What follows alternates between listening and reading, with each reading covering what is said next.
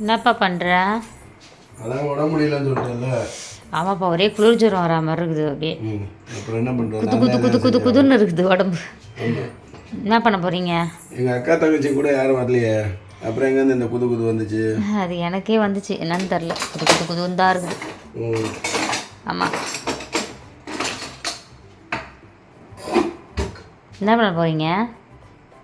சூப்பராக ஒரு டிஃபன் செஞ்சுட்டு கூப்பிட்றேன், வந்து நிம்மதியாக சாப்பிடு. சரியா? சரிப்பா.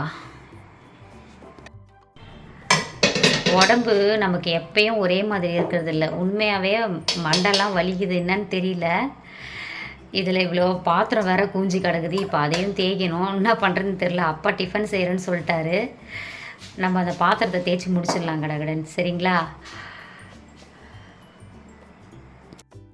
அப்பா வந்து ஏதோ வித்தியாசமாக செய்கிறேன்னு சொல்லியிருக்காரு. என்னன்னு பார்க்கலாம். அது சத்தம் வந்து இந்த குறைன்னு உங்களுக்கு கேட்குறது வந்து இது ஆன் பண்ணியிருக்கோம். சிம்னியில் தான் அந்த சத்தம் வருது. ஆஃப் பண்ணிட்டார் பாருங்க.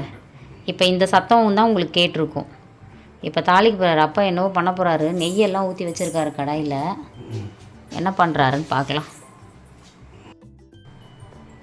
இன்றைக்கி ஃபுல் டே பாத்திரம் இதுதான் குவிஞ்சி கிடக்குது. இப்போ கடன்னு தேய்ச்சி கவுக்கணும். ஐயோ, என்ன ஏமா, நான் டிஃபன் செஞ்சு முடிக்கிறதுக்குள்ளார அவ்வளோ ஒரு போர் பாத்திரம் இருந்துச்சு, எல்லாத்தையும் கழுவி கவுத்துட்டு போகுது. நான் தேய்ச்சேன், பூஜை குட்டி கழுவிச்சு முடிஞ்சிச்சு. அங்கே பாருங்க, எல்லாமே கழுவி கவுத்தாச்சு. ஏய், கூட வாங்கணும்ப்பா. இன்னும் அந்த கூடையை வாங்குறதுக்கு நம்மளுக்கு நேரம் எப்போ வருமோ தெரில. ஐயோ, கூடையும் இங்கே ஒரு ஸ்டாண்டும் வாங்கிடுவோம். இப்போ என்ன பண்ணினுக்கிற? தொட்டி தேய்க்கிறேன். ஓகே.